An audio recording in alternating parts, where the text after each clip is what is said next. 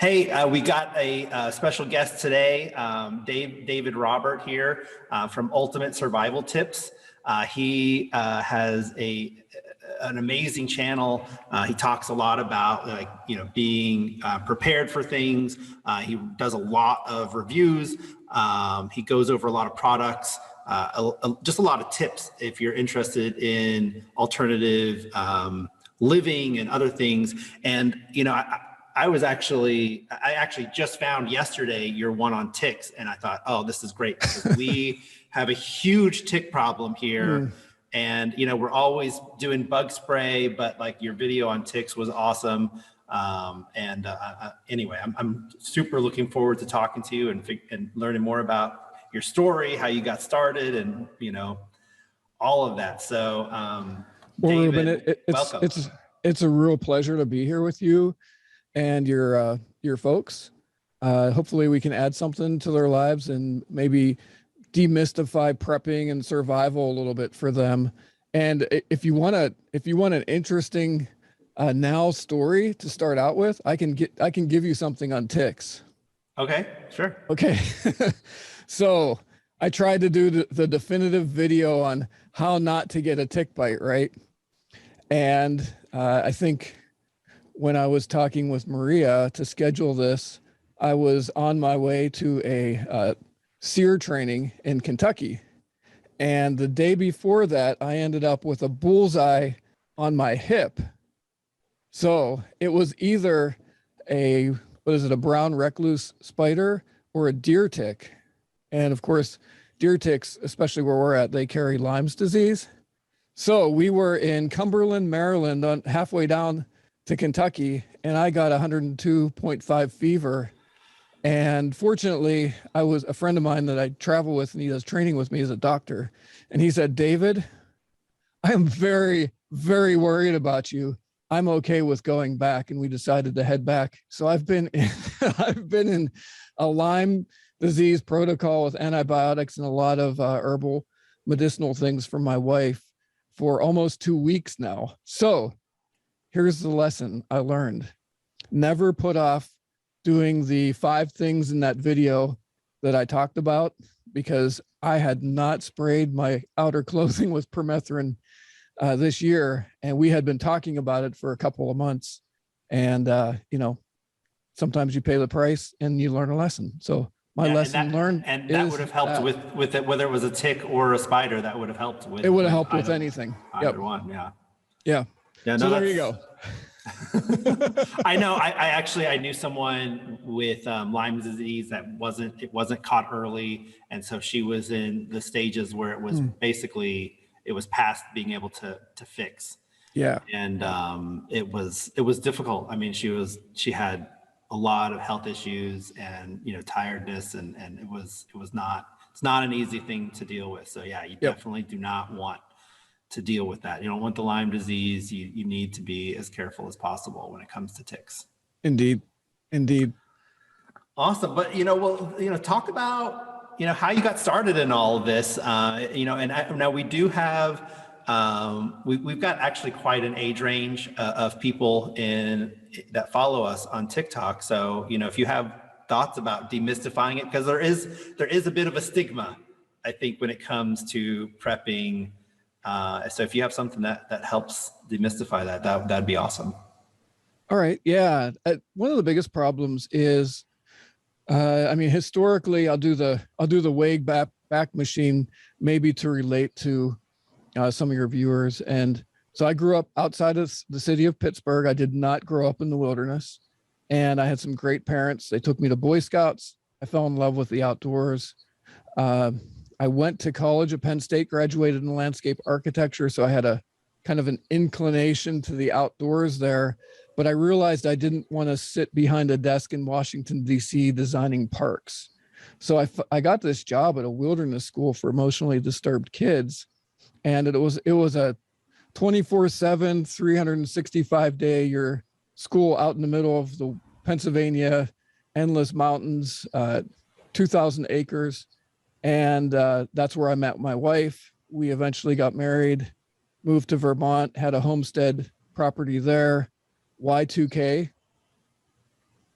crickets. Not sure how many of your guests or your folks would remember Y2K. You remember that, right? Absolutely. Absolutely. And again, we have a wide range of ages. So I'm sure there's some people who would, but there's other people who probably don't.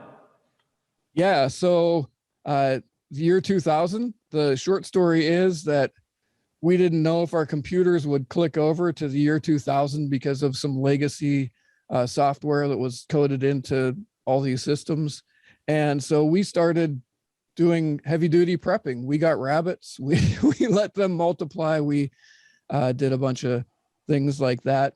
And that was really my first introduction to having a whole lot of gaps in my preps. And so I guess the first demystification lesson is you basically start where you're at. Like, for instance, we just went through COVID, right? So we all got some sort of an education on, like, well, if a pandemic happens and the economy shuts down and you can't get stuff, what's the stuff you can't get? What are the things I absolutely needed that I didn't have? And so you basically always just start where you're at. Don't worry about what you don't have.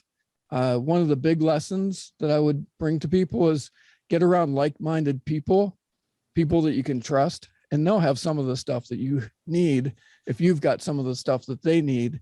And always, always, always, if you're dead poor broke, learn some skills that will be valuable in a situation that might require survival skills, prepping, anything like that. Communications, leadership, those things are always in demand. So yeah, and I think some people think prepping's weird, but we all prep on some level, right? Like buying insurance is preparing for something that you hope never happens. Like it's it's not that preppers I think in general are thinking, oh, the end of the world is nigh, right? But you want to be prepared. And I've been an entrepreneur for the last 15 years, and we had food storage, and there have been times when we're like, we're cracking open our food storage, because when you're an entrepreneur, there's ups and downs. There's times when you're struggling and you don't have a regular paycheck. And so, prepping isn't always about like the world ending. It can also just be about your own personal circumstances changing. And you're just trying to say, hey, look, I'm doing well now. Let's think about if I wasn't doing well, how I can be prepared for that. And I think that kind of helps people understand that, it's not as weird, I think, as sometimes people think. Yeah. I mean, you've got shows like Doomsday Preppers where people are like way, way over the edge that can give that kind of stigma to it. But what? But I wonder though, like how much the show actually pushed like some of those ideas on people, because it makes a better show to say, these people are preparing for, supernovas or whatever. Like, and people may be like, I don't know, supernovas, but it did kind of put that bit of a stigma on people. I'm sorry. No, that's good.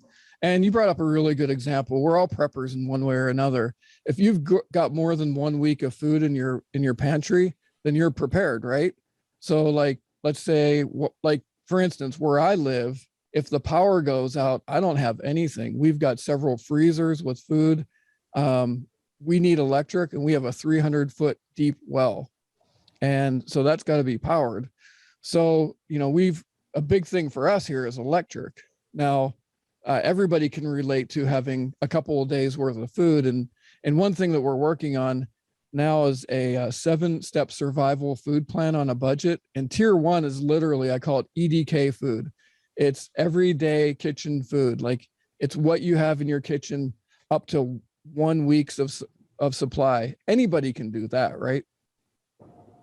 Yeah, absolutely. I mean, and I know sometimes people think food storage stuff is not tasty, and but for me, it's not a big deal. Like, I grew up eating beans and rice, and I know some people aren't crazy about beans, but like my dad's Hispanic, his dad's from Mexico. So we always had fresh refried beans in the fridge. I don't think we hardly ever bought anything like that from a can, but we would have the dried beans and we cook them. And I grew up eating that, so it's not a huge stretch for me. Like I'm not real. I don't really buy MREs or anything like that. But I'll Right. have beans and I'll have rice and I'll have oatmeal, and those are the basics that we eat. Like my wife eats oatmeal every day, and my kids eat oatmeal, and so Yep. we have stuff that we're eating regularly anyway. Okay, I'm going to skip to step number 6 in the 7-step survival food plan. And I'm going to tell you about something that changed my life. Oh my gosh. Freeze-dried food. Now, I'm not talking about the commercially packaged stuff. We recently picked up a harvest rate freeze dryer. And my wife, we do grow our own food here. We raise meat, chickens. We've got eggs. You can freeze dry eggs. No joke. 128 eggs, just whipped up, fits in the freeze dryer. When they come out, they're powdered dry, and you add an equal amount of water to the volume of eggs, and you make an omelet out of that, and you wouldn't know the difference. You can freeze dry almost anything, and that's been amazing. That's as far as like the color, the smell, the taste. It's all there, and you're talking about 20 to 25 years of storage. Now, there's a front end cost to that, of course. But I'm going to tell you, during the pandemic, before I got the freeze dryer, before I even knew they existed in a like commercial but smaller format for a home, I spent about $2,600 on commercially packaged freeze dried food, and that's about what the freeze dryer cost. So. And I had to wait like 12 weeks for the food to get here because it was when all that was going down. So anyway, as far as like long-term storage, dehydrated food is really easy. A couple $100, you can get a good dehydrator. But oatmeal is great, simple, granola bars, all that sort of kind of stuff can last 6 months to a year. And it's not like you're buying food that like you're just storing away.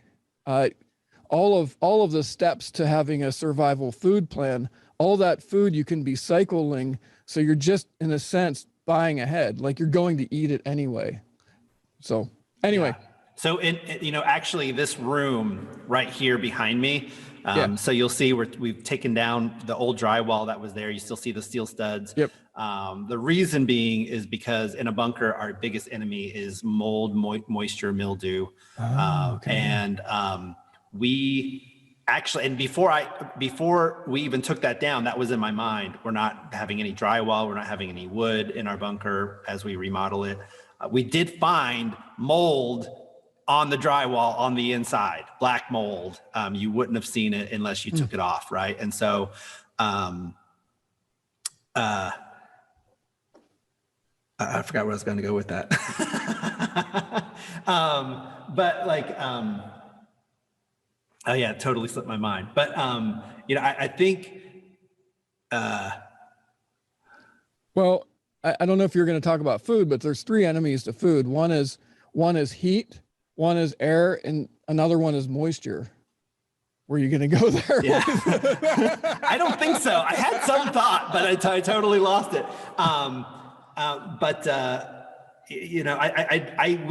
We actually thought a lot about getting maybe because you were talking about freeze drying. We've talked about getting a freeze dryer. I've heard, and then maybe this is a good chance for me to ask someone who owns one now. I've heard that they're a little loud. Like, do they run a little loud? Is this something you want to put more in a garage than have in your kitchen? But maybe the Harvest Right is not so loud. The Harvest Right is the only one I'm familiar with, and we've been really, really satisfied. It's not. I would say that it is not loud, but what I would say is, you've got to be close to an outlet, and it's about the size of a larger mini like college room refrigerator. So it does have some size to it. As far as being loud, I wouldn't say it is particularly, but if it's going to be in your kitchen, you may feel like it's a little bit loud. Gotcha. So, just because it's running and once these machines in particular are designed to run 24/7, and that's pretty much what we do. So they do generate, like when it's hot, they do generate a little bit of heat. The vacuum pump does that, but they hardly use any energy. And you know, it's sort of kind of like alien technology. I don't even know how it works, man. Yeah, it's But it awesome. works. My kids love freeze dried fruit. Like they like anytime like we're out and like they want a treat. That's my one daughter. That's if they have freeze dried fruit, that's the treat she wants to buy. And you're right, Absolutely. it costs so much to order that stuff, especially if you have a larger family. If you're Yeah. by yourself, if you're an individual, if you want to get some freeze dried fruit for storage, that's expensive. But you start adding It on gets- other people, Yeah. it almost does cost about as much as just getting a freeze dryer. Well, it does. It does. Yeah. It definitely does. I do remember what I was going to say though, is that this room behind us that we're going to build a second story to it, and Yeah. that's our pantry.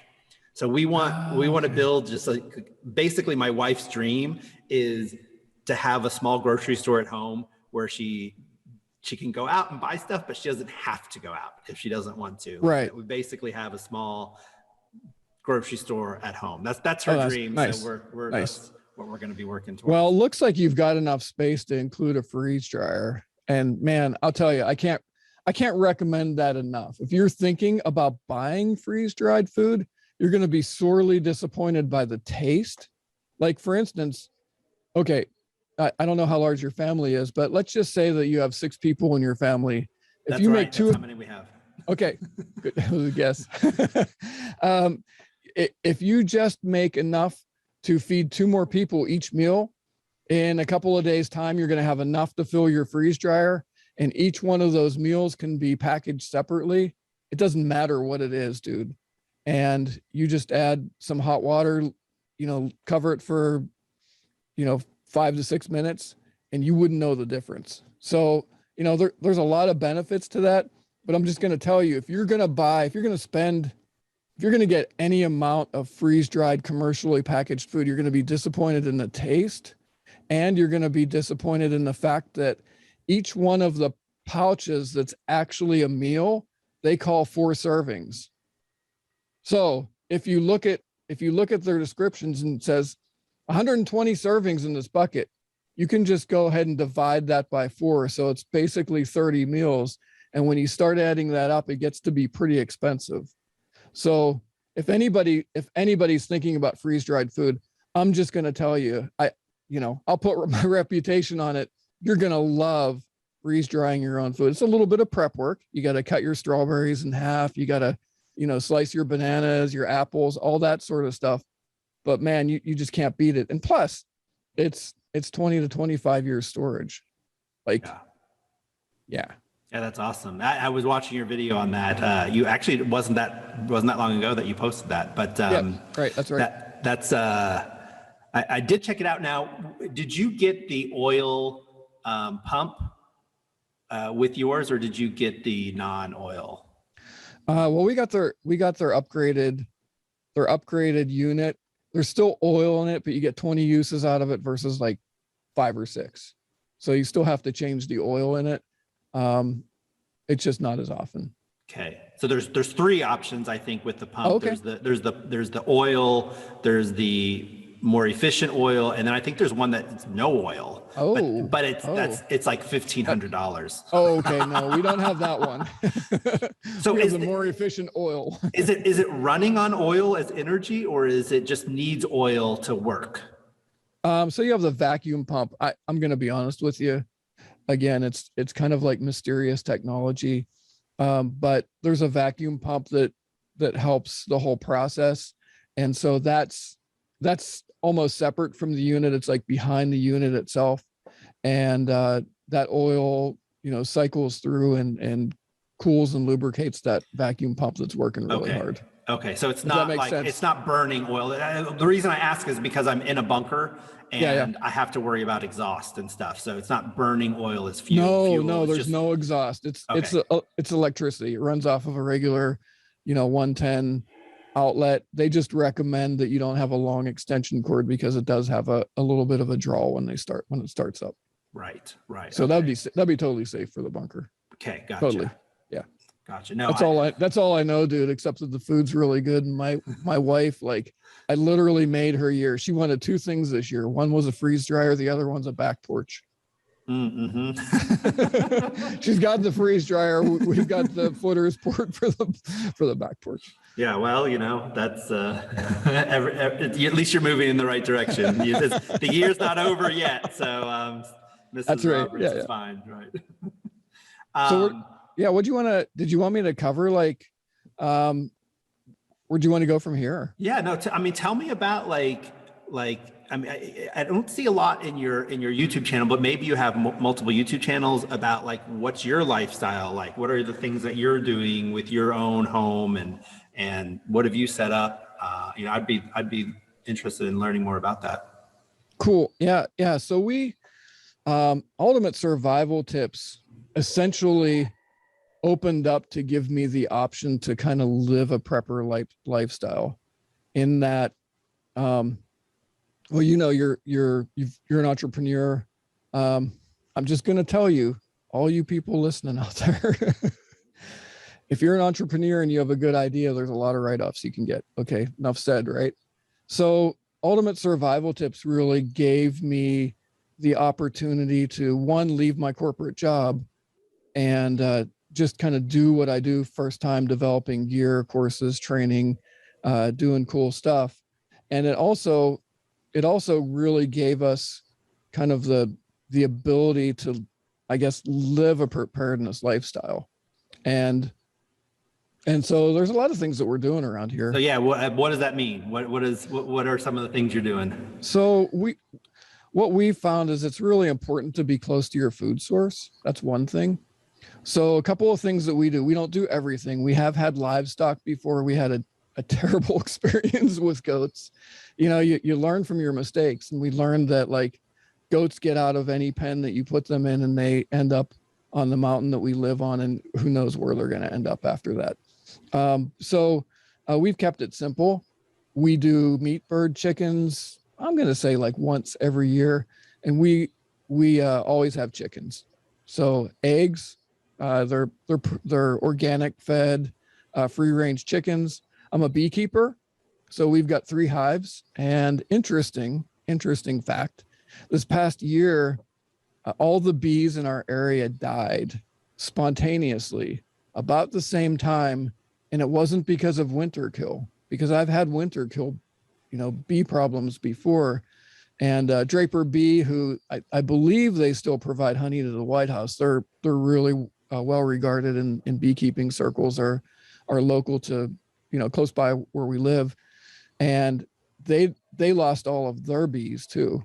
And if people don't know, bees are kind of like the canary in the coal mine. Like, if we don't have bees, we've got problems with everything. All of our crops are dependent on bees, pollinating them, all of that. Anyway, the bees are taken care of. Fortunately, I had additional packages of bees ordered, but I don't think Penn State even still knows what actually happened there. And, we do a weird herbal medicinal garden. We really kind of live on the side of a mountain in the Appalachian Mountains. And so it's taken us about, I'm going to say, a good 10 years and probably several thousands of dollars to kind of curate and build our soils in our garden. So I think it's, I do a little bit of hunting. My wife is, I'm going to call her almost an expert in medicinal herbs and mushrooms and all of that. In fact, she's out on one of our favorite trails now. Who knows what she's looking for? I don't know. Shiitake mushrooms, maitakes. I don't know. But so we've just found that it's really important to be close to your food source. Even when we do our trainings, one thing that very few trainings do is we actually raise chickens. And one of our last night, we have people butcher their own chicken and they roast it over a fire. Hey, the McChicken and the nuggets, somebody's got to kill that bird and process it for you and prepare it and everything else. So I think it's just healthy, really just healthy. We're designed to be close to our food source.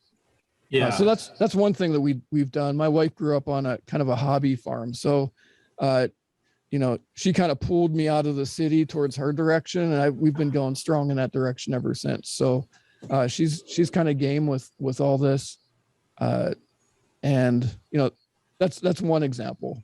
Yeah, no, I wouldn't live in a bunker if my wife weren't on board, probably slightly more than me even. Yep.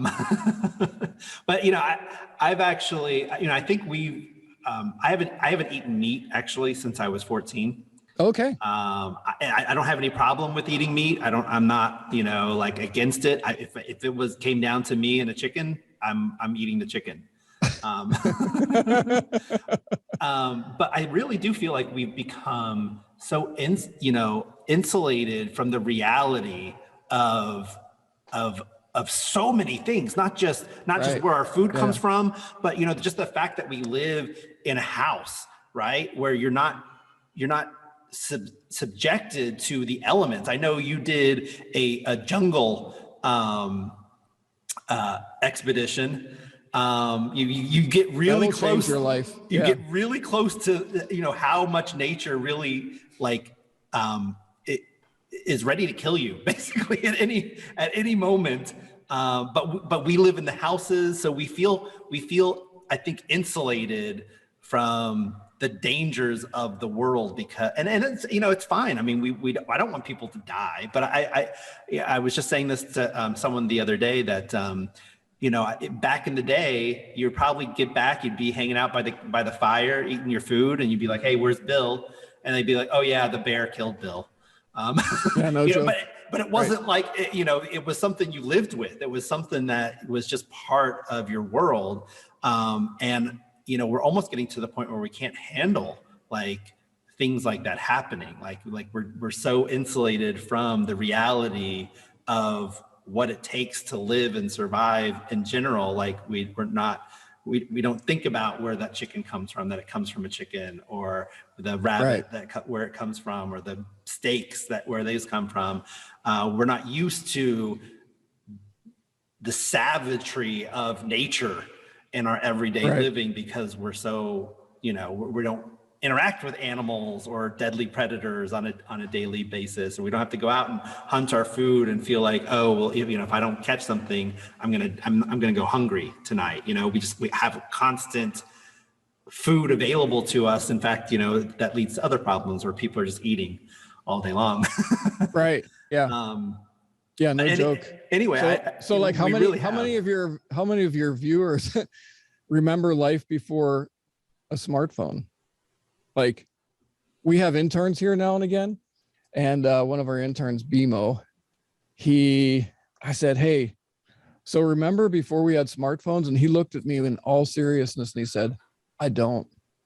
So we're not even talking about like the basics of shelter and food. We're talking about luxury items that are now in the place of absolute essentials, like our phones. Like, yeah, I remember before cell phones. Right, like before we had to go to a payphone to have to go and call somebody. There wasn't like, if you were stuck somewhere, there wasn't like, oh, I'll just pick up my phone and call a tow truck. It's like, oh, I gotta go find a pay truck. I go find a payphone and try to figure out who. Well, first of all, who am I going to call? I couldn't look it up either. Right. But yeah, you're absolutely right. We've. I really do. I don't know if I'd be brave enough to go on a jungle expedition like that, but maybe the fact that I'm scared might actually kind of push me to want to do it. Yeah. So maybe some lessons learned and some tips for your watchers and listeners is that you really want to challenge yourself now and again. I'd even say maybe on a weekly basis, at least a monthly basis, or a couple of times a year, go and do something hard. And, that sort of kind of can be anything. I'm not saying go do something stupid. I'm saying go do something that's going to challenge you, something that maybe you're a little bit afraid of, but do it in the confines of some safe boundaries. For instance, if you've never been camping, simple. Okay. Camping 101. You've never been camping. I don't care if you live on a postage stamp lot or whatever, pitch a tent in your backyard. Okay. If it gets uncomfortable, you get cold, you might get cold. You might be too warm. It might be too buggy, whatever. Okay. Take your lessons learned from that. And if something goes bad, out of the tent, 2 minutes, you're in the house and in your own bed, right? Start there. If you want a little bit more, you want like the ultimate grid down preppers challenge. Okay, you ready for this? Super simple. Make sure if you're married that your wife's on board with it. Okay, if your kids aren't totally on board with it, but go and turn the electric off to your house. That's hard for us because we really depend on lights. Okay, not you. You're the 1,000th of 1 percentile of people in the world that actually live in bunkers. Yeah. But like the average person, if you want to know what it's like if you've never had the power go out where you're at, or like we could probably camp outside though for a week. We could do that. You could. Yeah. Yeah. But you're going to find some things. What you're going to do is you're going to expose all those gaps, because I don't know if you feel this way, but everything that I'm seeing is pointing to a very fragile cyber grid. Right. So there is a potential at some point the electric's going to go off.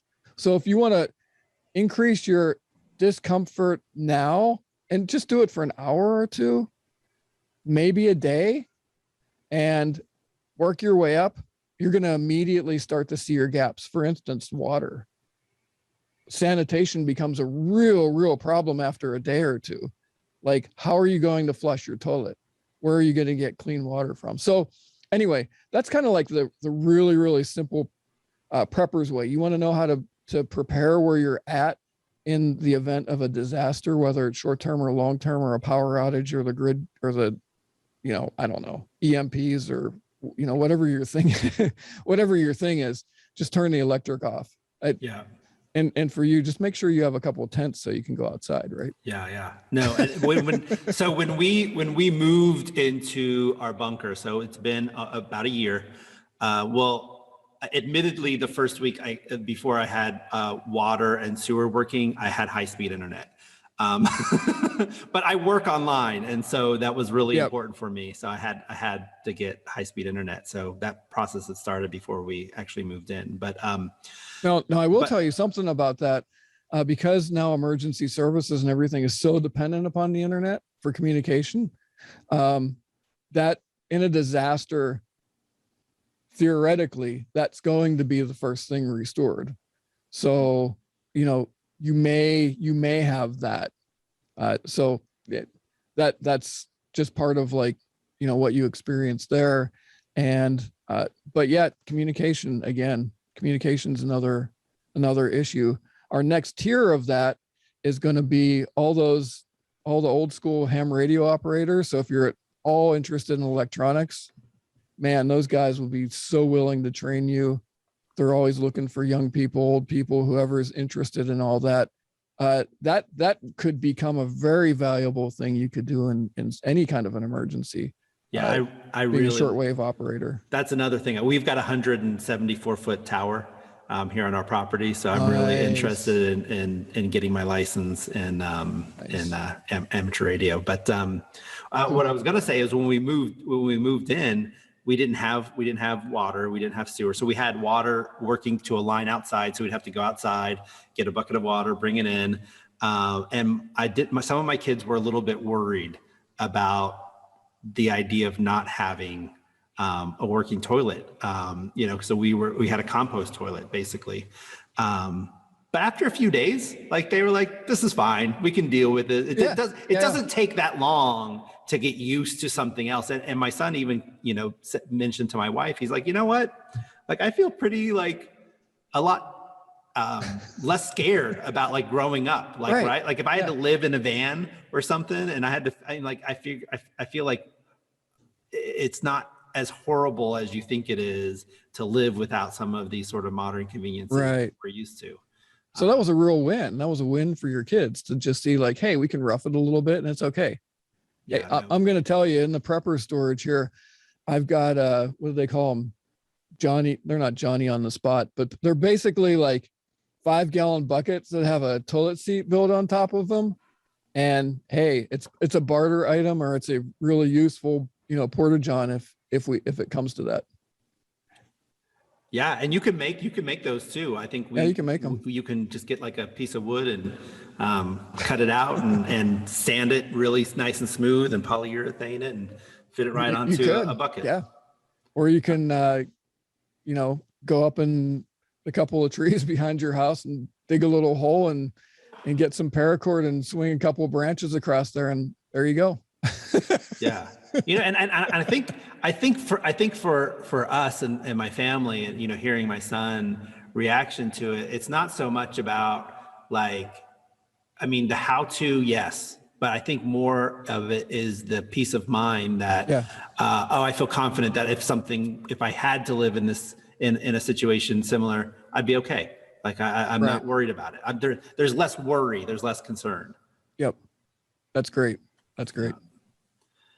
So you guys have been doing this. Tell us about like how your channel started. What was, what some of the fun things. I've watched a lot of your videos, and I would recommend you guys go check out Ultimate Survival Tips. He's got a lot of really just basic stuff, like things you may not even think about, like how would you use a trash bag, as a makeshift tent.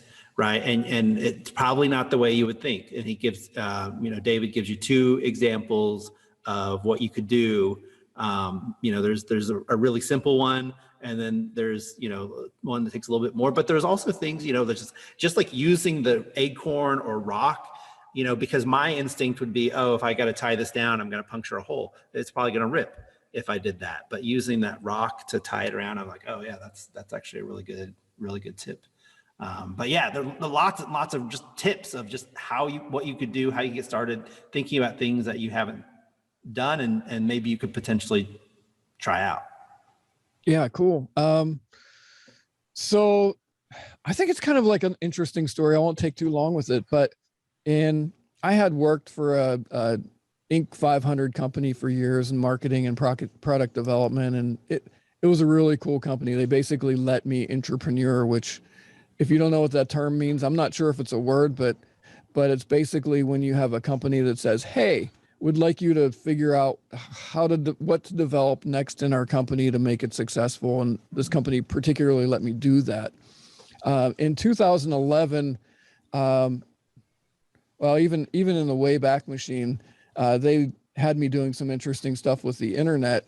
And I was mentored by a guy who they set me up with and said, David, you need to be doing some of this stuff yourself.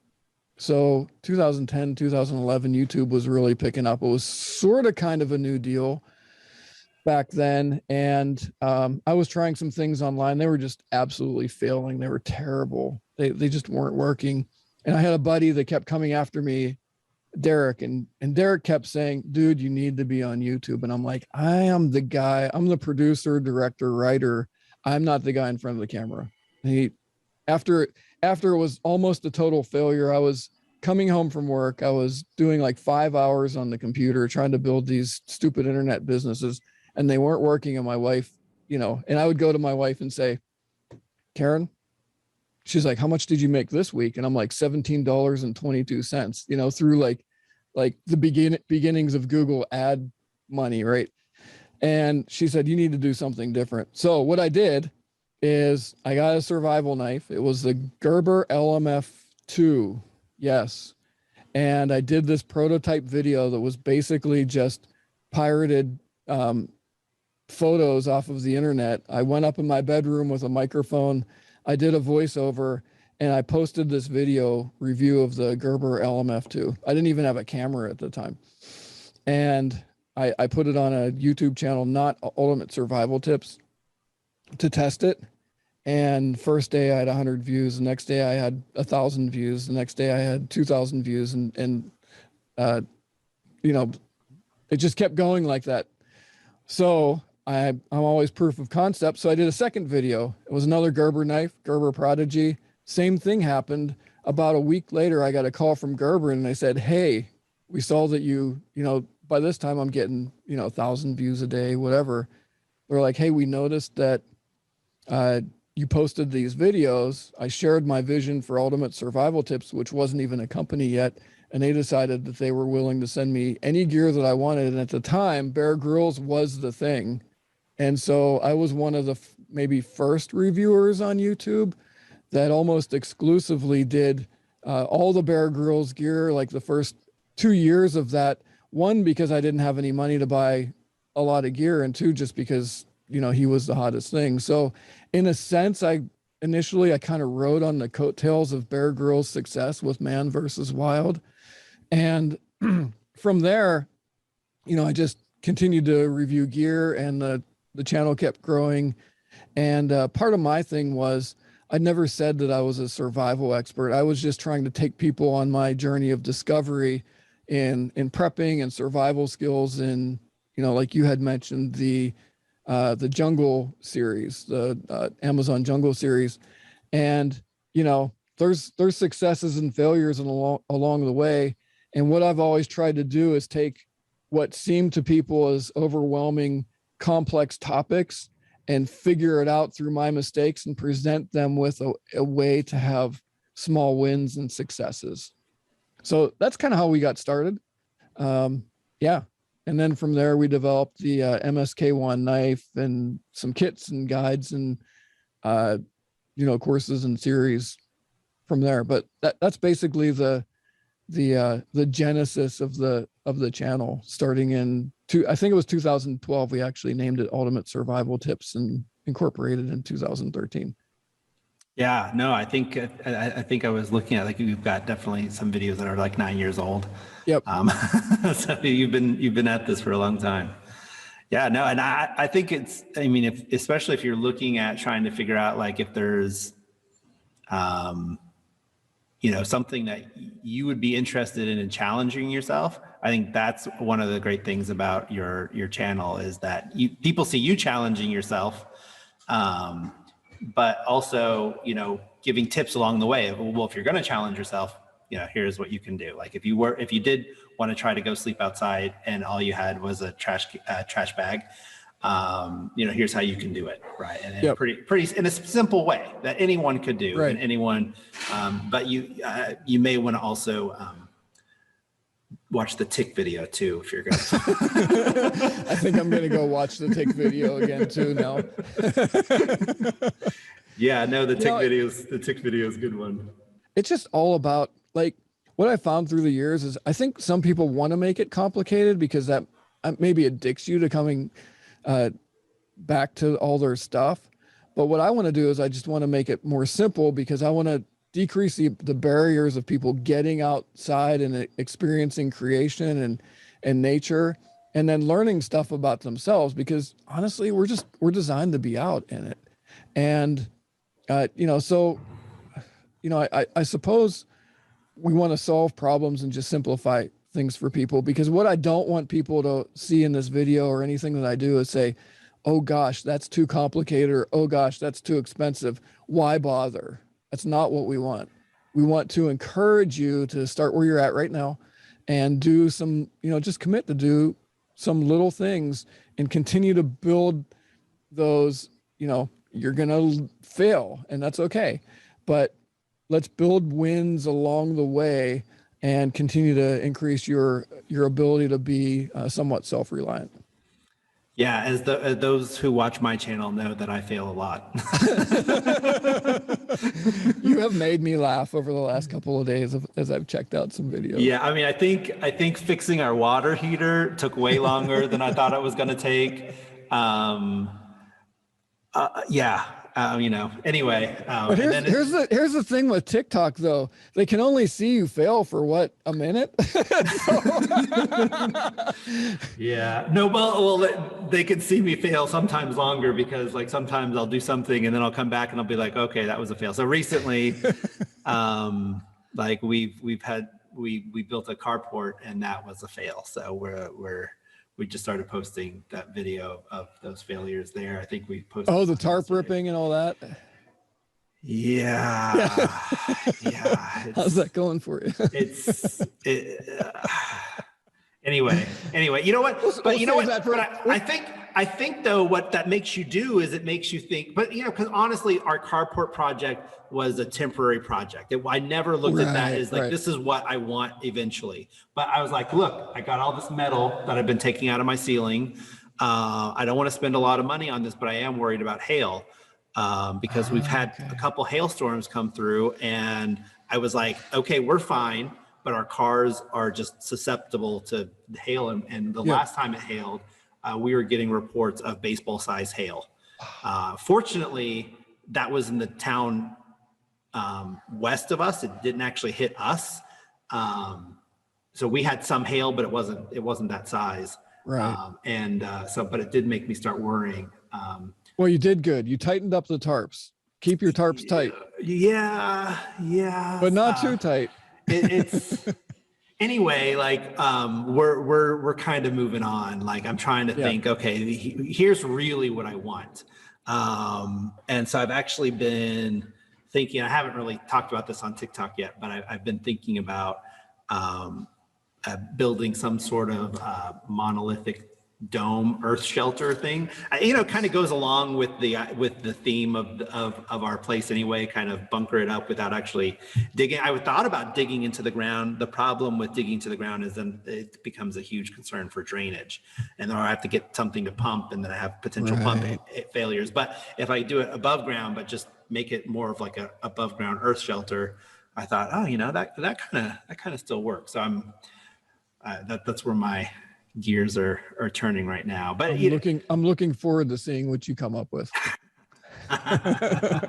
we fail and we figure things out, and you say, okay, well, what's next, right? And I don't look at failure as a okay, I'm just sort of throw my hands up and walk away. It's what did I learn from this, and how can I move on, and how can I do better, or is it worth it? Because that was the other thing, is as my carport's failing, I'm thinking I'm feeling like I'm not feeling like I can't fix it, but the other question is it worth fixing? Like that's the other question I have to ask myself. If this isn't what I ultimately want as an end product, is it how much money and time and energy am I going to put into this for something that's not really what I want to end up with anyway. Right. Where do you pack up your lessons and move on to cutting your losses? Yeah. Yep. And what's your vision to begin with? Exactly. Because if your vision is to get to another place, and this is the other thing I think that's been interesting with renovating the bunker is there are temporary and there are permanent solutions to things. Right now it's been more temporary stuff than permanent solutions, but you have to make that compromise. You can't just wait for the final one. There are some lifestyle and other things you don't want to have to live with. Like I said, when we first moved in, no toilet, no running water inside the bunker. Basically the only modern convenience we had was internet and electricity. But you have to balance those two things. What's practical for now, and what do you need, and what's the end goal? We've also tried, if there's something else I've seen from watching all the renovation shows on TV, I haven't watched all of them, but like from watching any renovation show on TV, is like everyone always runs out of budget or goes over budget, right? And so I've got to think, okay, like again, how much money do I want to put into this temporary solution? Well, as little as possible, because I in some ways am prepping and preparing that, if I don't save my money for the final projects, then I will run out or go way over. I'm trying to avoid that as much as possible. Yep, absolutely. Yeah, I'm just gonna tell you, if you've ever been to a training with me or anything, you would quickly find out that my number one mode of learning is failure. It's just inevitable. So embrace that. So tell me about your training. I don't know much about your training. What kind of things do you do?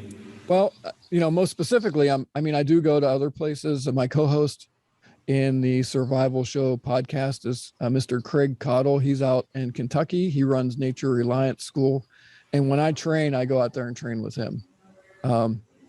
And as far as our training, we basically I don't know if you're familiar with our tiny survival guide, but the tiny survival guide that we have, I mean, it basically fits in your wallet, and it opens up and it has all kinds of prepper and survival skills, both sides, waterproof. But this all came out of our training, where we do a full 3-day training course, where over the course of a 4-year period, what we did is Craig and I developed sort of kind of a training method that takes people from no experience to almost everything they would need to know in a wilderness survival situation, and then how to critically think through like urban and suburban disasters also. And so we did that for, I think, 4 years. I've been taking a break from that just because it takes so much out of me. Just recently at a local camp, I did a 5-unit training where we did fire and water and knife and tomahawk throwing and slingshots and firearms. But so we may again offer those trainings in the future. But if anybody's looking for like really, really good training, I would highly, highly recommend, if you're anywhere close, and even if you're not close to Kentucky, check out Nature Reliance School. Craig's he's probably one of the best trainers in the country. I mean, he trains civilian, law enforcement, military, the whole gamut of people and all kinds of things. And he's a well-regarded author on Amazon too. So right now, that's who I recommend when we do our trainings. Craig would always come here. He always comes here for those, and then you get both of us. Gotcha. That sounds cool. But not right now. Those aren't things that's not something that we're doing right now. What people can do, we do have the Survival Show podcast. In fact, after I get off of here, we're going to be doing 2 podcasts with a 4-person panel, including Craig, and we're going to be talking about prepping specifically in a cashless economy, if that should ever happen, whether temporary or long-term, and how to leverage bartering and simple preparedness now, so that you have something to get high value items that will sustain you if it ever comes to some sort of a cashless economy. So we've got that, and we've got we've got the videos. We have a series running that actually is part of the Tiny Survival Guide and scanning the QR codes in it, which is called Survival Quick Tips. And that's a 24 lesson series that we're just running out one a week over on YouTube. So basically what I've done is I said, hey, I can, hello. Hey, this is my daughter, Celeste. Hi, Celeste. She can't hear you, but I tried to ask them not to run through here, but so basically what I've done is I leave training to those people that enjoy it the most. And instead of being able to train, 20 or 30 people a couple of times a year and having it take enormous emotional and physical effort on my part, for instance, the Tiny Survival Guide is a pocket carryable last ditch resource, and it's a training system that's built into a guide that fits in your wallet. So what we've done is we've incorporated all the training that we've done in those classes and more, and then we've linked it all to free videos where people can get further training. So instead of, over the last couple of years training maybe a couple hundred people, we've got 100,000 of those guides out that are training potentially, a good portion of those folks. So yeah, it's just kind of like a trade-off. Like it's like anything, like you only have so much money, you only have so much time, you only have, so much of your, whatever chapter of life you're in. If you're young, you feel like you have a whole lot of time, but we don't know. And so you just have to make decisions. Like, what's the most important thing in my life? And the most important thing at this stage of my life is family, friends, doing some training, being prepared so I can help other people, and then helping other people be prepared. Because if I'm honest with you, I don't feel like things are trending very good right now. So that's kind of like, maybe in a larger nutshell, like what the path that I've chosen to train people. And then we have the Tiny Survival Masterclass also, which you can find all that on our website at ultimatesurvivaltips.com. And that actually, there's a course by Craig on there. There's a course by both of us. There's my foolproof bow drill course. We've got several courses that are part of the masterclass. So, I've just chosen to leverage what I've learned over the past, 20, 25 years and package it in like a mass context so more people can learn from that instead of, less people in a one-on-one training or, a 20 or 30 person group training, if that makes sense. Yeah, absolutely. Leveraging your time and energy to actually reach out to the most people possible. I think that's smart. Yep. Yeah, absolutely. Yep. Well, is there any other place that, so there's ultimatesurvivaltips.com, there's Ultimate Survival Tips on YouTube. Is there anywhere else that people should go to find out more about you, what you're doing? Yeah. So the hub for us, I made a decision again about a year ago.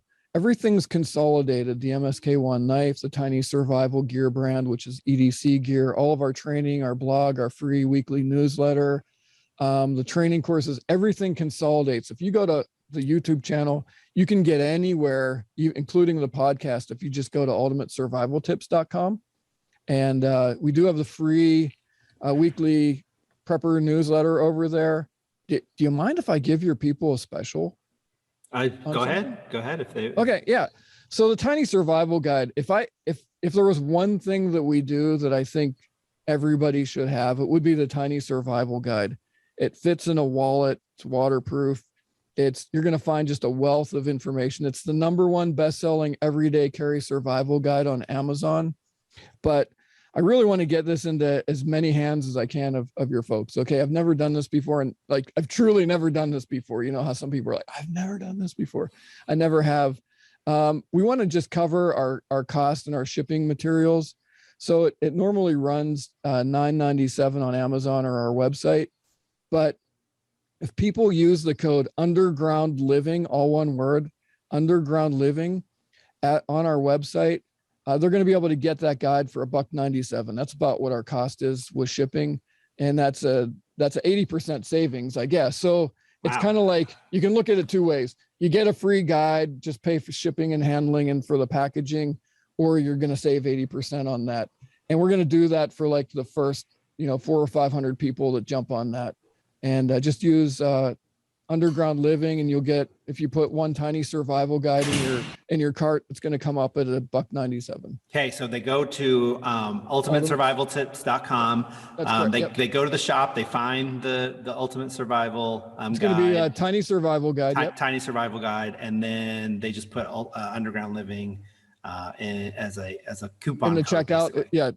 there's a discount code, and they'll get that special deal. That's awesome. Okay. All right.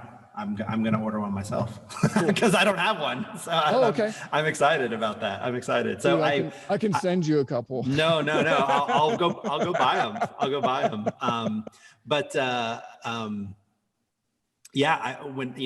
My background is I was an artist, and one of my favorite books is I had this pocket materialist thing, because it's just like, I love reference books. Like, I love to be able to have something I can just pull out and say, oh, well, hey, what's the tensile strength of this material at this thickness, and it would give me charts and stuff like that. Yep.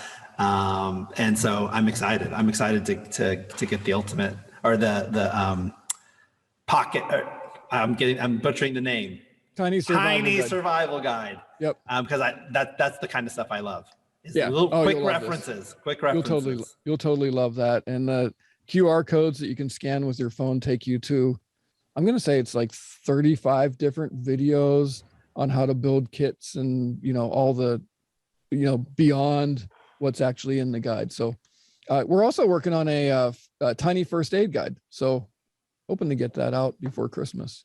Awesome. For people, because that's another thing. Like, if you get in a pinch, like, what do you do? So I'm trying to answer that question, make it simple for people, something they can carry with them all the times. If they're out in the woods or something and they don't have internet to check their phone or call somebody on what to do, you've got this, hey, like old school thing that integrates with QR codes to training if you are hooked to the internet. Yeah. Oh, one other thing you might be interested. Have you heard anything about gasification power generation? Like gasifiers? Wood gasifiers? Wood gasifier, yeah. Yeah. It's been years, man. I think we're gonna do it. I think we're gonna that's like to run a car.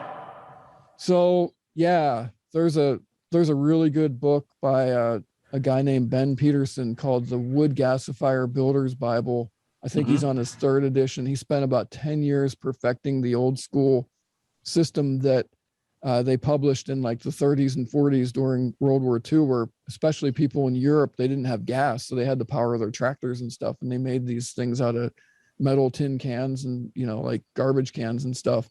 But he kind of perfected it, published the plans, makes it like free access. So I've got a buddy who's a welder, and I talked to him today, and I'm like, dude, we're gonna do this. So yeah, you can power a jet, anything that you can, as long as you have the carburetor set right. Anything that takes like diesel or regular gasoline, as long as the carburation is right, and as long as you're getting pure wood gas, you can use this to run generators. You can put it in the bed of your truck and run your truck. So anyway, that's kind of like our next project. Your next fun project. Because I love those kind of projects. That sounds awesome. We've got almost unlimited, hardwoods around here. So you chunk it down and, hey, maybe it'll work. Yeah. No, that'd be awesome. I'm excited to see that. Power. Yeah. Well, awesome. Thanks so much for joining us. And again, I just want to remind people that, you don't have to necessarily be expecting some global catastrophic thing to start thinking about, hey, and in fact, you don't want to wait until there's some catastrophic thing. And I think anyone that probably is in your field and in your space would say, I hope none of this happens. I hope none. Right, I hope I never have to use this. I hope I never have to, know how to do, this, first aid technique to save somebody's life, because you don't want anyone's life to be put in danger or anything bad to happen to people. But I do think that, being a little bit prepared, considering what could happen in case bad things did happen. It doesn't have to be anything specific, right? But and it doesn't take a lot of a new effort. I think it builds confidence. I think it helps you build new skills.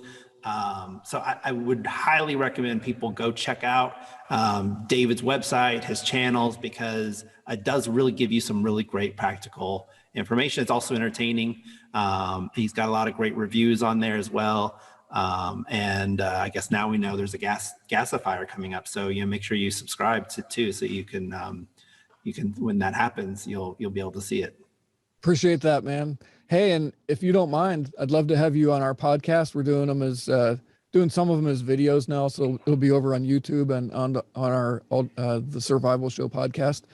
You game for joining me? Absolutely. Sometime in the next couple of weeks? Absolutely. Our people would be really intrigued by a dude that his family lives in a nuclear bunker.